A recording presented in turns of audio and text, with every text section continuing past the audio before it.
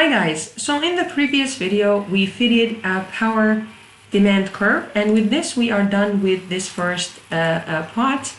Now we're going to talk about using Excel solver. Usually we use Excel solver to optimize profit. So we're going to use now Excel solver to optimize a profit, or to find the price that optimizes profit.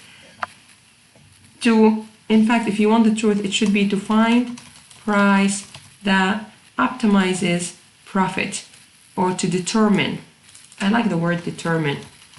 To determine the price that optimizes profit. So this is the right representation of what we're doing. So we're not optimizing price per se, we're optimizing profit, and we are trying to find the price that optimizes profit. Let me just make sure, yeah, I'm recording. Okay. So let's begin. I would like to talk to you a little bit about solver. You will find solver in any Excel sheet, any Excel software under data, and you will find it over here at the very end. Usually it is in the analysis tab. If you don't have an analysis tab, or you have an analysis tab that have data analysis and doesn't have solver, then in Windows you just go to File and go to Options, and under add-ins, manage Excel add-ins over here, manage Excel add-ins, usually it's the default, hit go and check solver, or make sure that solver is checked, and hit OK, and everything is all right. You're gonna have solver. With Mac, please check your documentations on the internet for Excel for Mac if you have it somewhere else. But this is also in writing where you can find it, in which ribbon, where you find it, and where to click. Now let's talk about the dialog box of the Excel solver. When you hit the Excel solver over here, you will be presented with the following components of an optimization problem. So what we are trying to do really is optimization problem. We need to optimize profit. So our objective is to optimize profit. So over here, this should be profit cell, and we either maximize it or do other actions. If you, for example, optimizing cost, you need to minimize it. By changing a certain cell, the cell that you're trying to change will be price, all right? And subject to certain constraints. All right, so let's talk a little bit about the optimization problem and its components. The first component is an objective or target cell, and it should always have a function, should always contains the goal that you want to maximize, like profit, or minimize, like a cost. But it always should be a function, an Excel function, and not a constant, right? It should always be an Excel function and not a constant. Changing variable cells. This is the cell that you would like to determine. Like I want to determine price. So these are the cells that you're changing or adjusting so that you can obtain and achieve the optimized solution. These constraints are set up around the changing cells. So these are restrictions on changing cells. So these are around the changing cells, the constraints. For example, you might want to constrain the price for each of your products to be within 10% of the competitor's price, for example, and so on. Or you know for sure that the price over here shouldn't be less than 80. So it should always be less than a certain number. Why? Because let's take a look here. Work with me over here on this Excel sheet that we just left on. Actually, copy everything and paste it in a new sheet, but then you have to name the cells differently. Let's leave it as is. I don't want you to name the cells differently and get into trouble. This is the problem with it. Okay, so here price, and now profit. I want to show you something interesting. So here's profit. So let's equal. Profit is equal to unit cost up. I need to specify unit cost for you. So let's say the unit cost is equal to, what number you like it to be equal to. Let's say equal to 80, all right? Let's say it's equal to 80. So I'm going to add here unit cost, and I'm going to add 80. So for consistency. So in the question, unit cost was 80. In the question, price and demand was 100 and 500. And elasticity in the question was equal to -2. Just to make sure that you know where these numbers came from. So these came from the question. Okay, so now profit is equal to what? Do it yourself and come back to me. Is equal to price minus unit cost. Ah, wait a minute. Why don't we just call it here cost? Or unit cost, UC. But I called it UC earlier, so I can't. Price minus unit cost. Price minus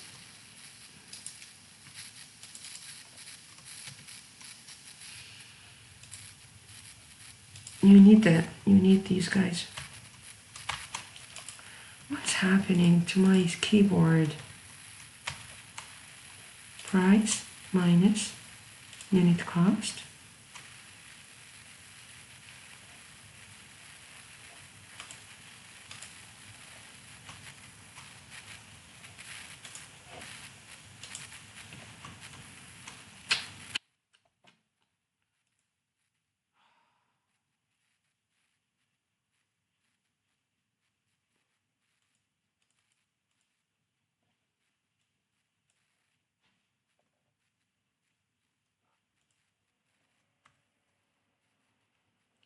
Okay guys, I think something is up with my keyboard.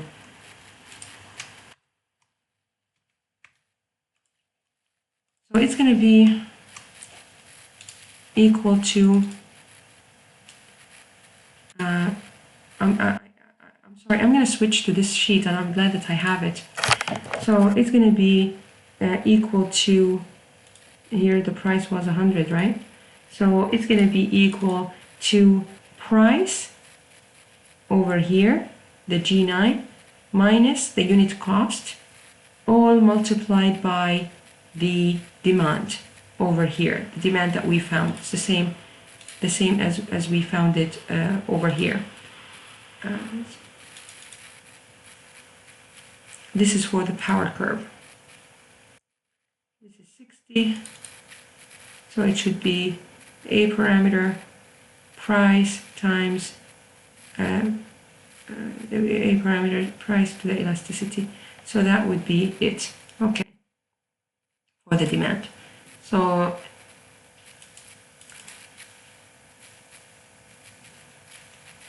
over here though it's 2000 for 50.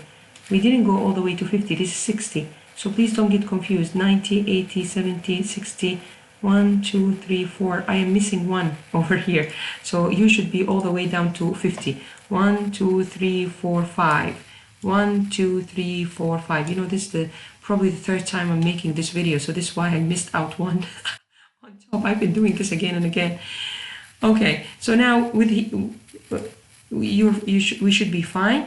So now, as you can see, the first 3 values are in the negative as profits, you see. So if you price your product anything below the unit cost, of course, this is not rocket science, it's below the unit cost. So because of that, it's going to be all in the negative, yeah? And the unit cost usually should be less than the price, right? So after the unit cost, you can plot the curve if you want. So over here, I plot the demand curve and like that, and here is the profit. You could also plot the profit if you want just by taking the positive points if you want, but it's okay. You can show different points. Anyway, so in any case, you can see that there must be some constraints. This is a break-even point. This is when the unit cost is equal to the price. So the profit will be 0, and we call this a break-even point, right? And whatever comes after that is positive. All right, good. Now let's talk a little bit about the plotting. So when we want to plot this, we can plot it easily using this curve, for example, a scatter plot.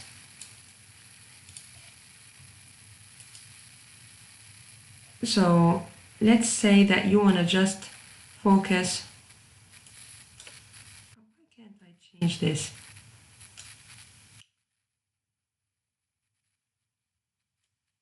Okay, now let's say that you just want to focus on these points.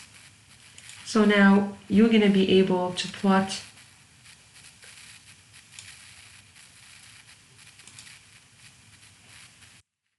let's focus here on these points as well. But the idea is the demand curve will look really very small and trivial here compared with the profit. So this is a little bit of a distortion here in the visual. But in any case, you can see how the profits here increasing, but the demand here decreases. So at a certain point, this profit, if you keep on plotting the numbers, this profit will start plummeting. Let's take a look here. For example, keep on dragging these values. And here the same thing. Keep on dragging these values down, as you can see here. And then for these guys,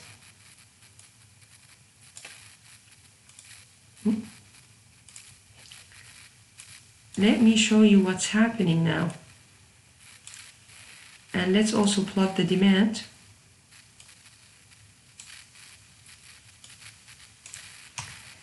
And look at that. Do you see how the profit is plummeting slowly? So these values are less. You can see it also visually with the numbers. How these values over here, as you can see,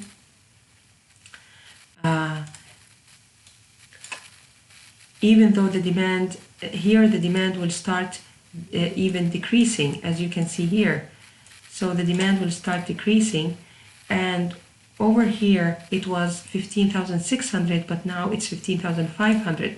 So after this pivot point or a tip point, and this is the tip or peak point, the price is decreasing. So if you want to just get rid of this and just show the price, you can easily, the profit, sorry, you can easily, and you want to show it like this if you want, you can easily see the peak. So you're going up and you are going down. So that would be the peak at 160. Do you see how you can also see very clearly, manage the curving and seeing that? So now you can see that you had to go over the 10 points that I told you about to see that there is a maximum point and find out the maximum point manually. This is not practical because you never know after which point there will be a tipped value.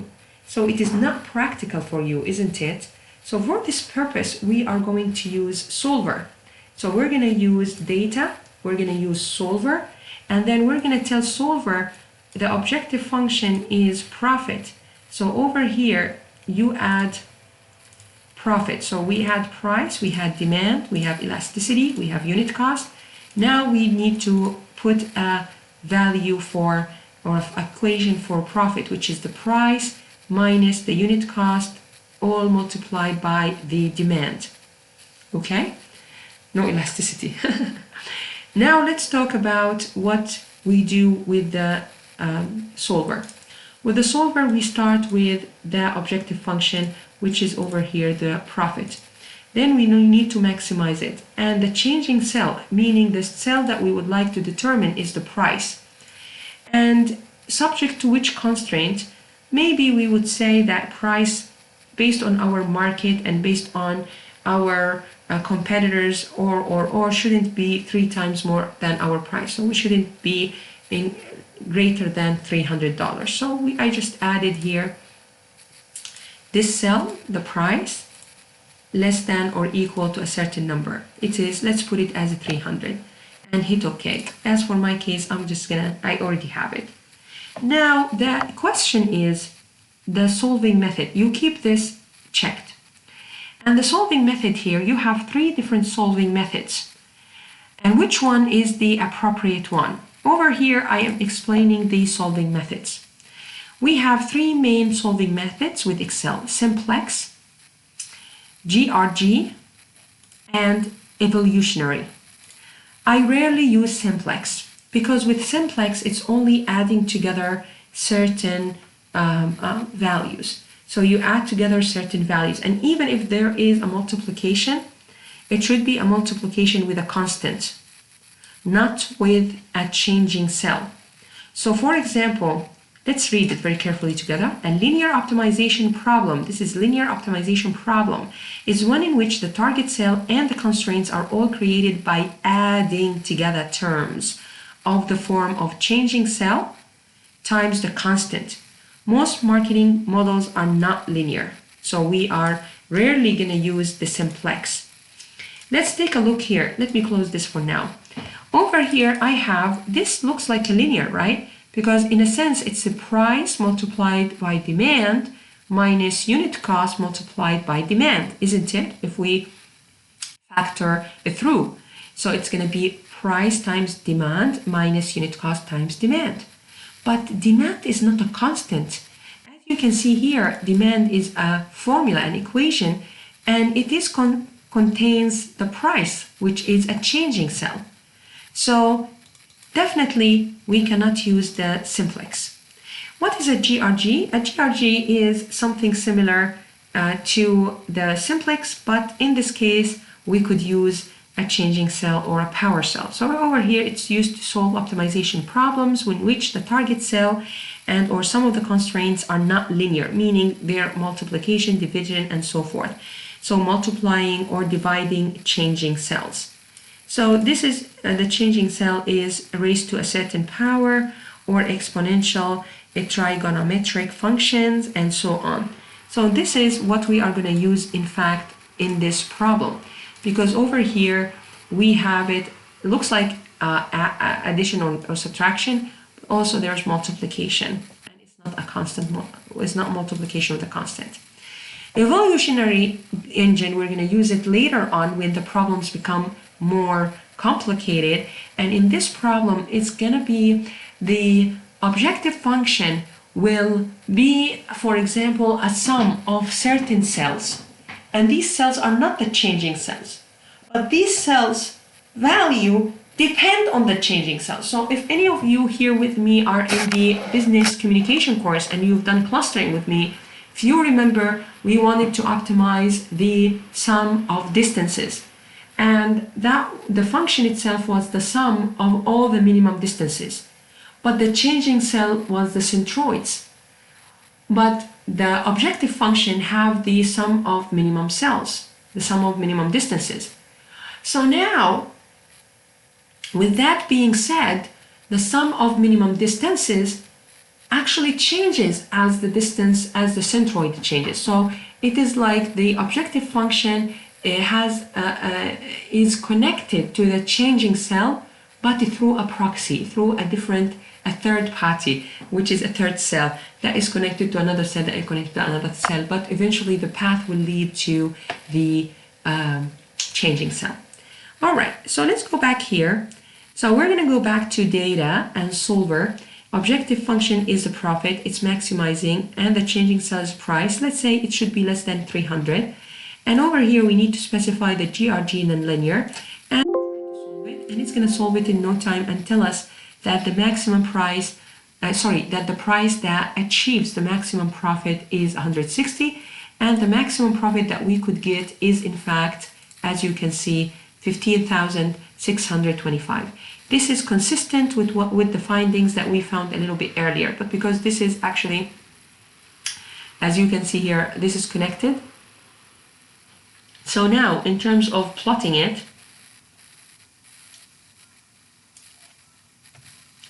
let me put this plot. So this is a plot that shows the profit and shows the demand curve. As you can see, this is a compo chart. You remember when I did the compo chart with you, I just selected these two, actually the demand and the profit. I selected these two and I went to insert and I went to charts and I went to all charts and I went to compo. You remember? And then I added like that, and instead of cluster, I just put it as a line.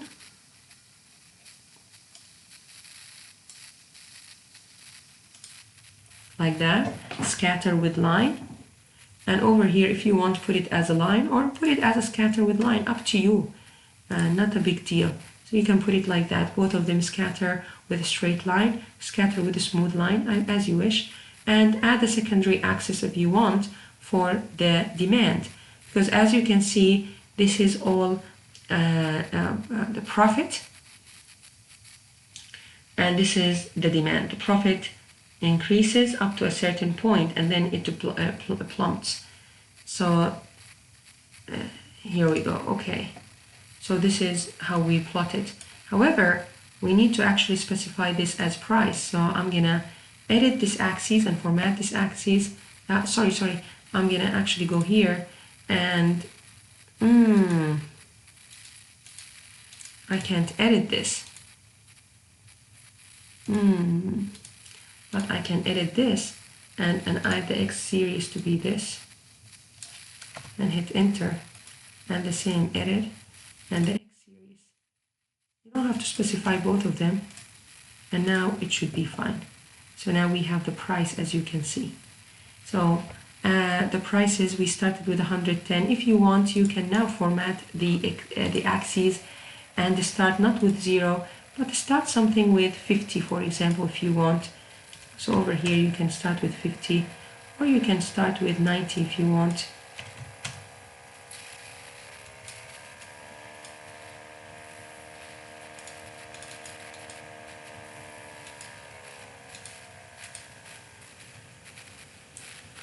Okay. And now you're having your profit and over here you're having your demand. So this, call it profit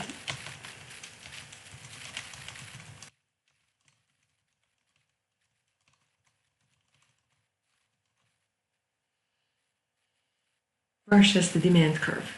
Do you see how nice this is? And versus the power demand curve. Power.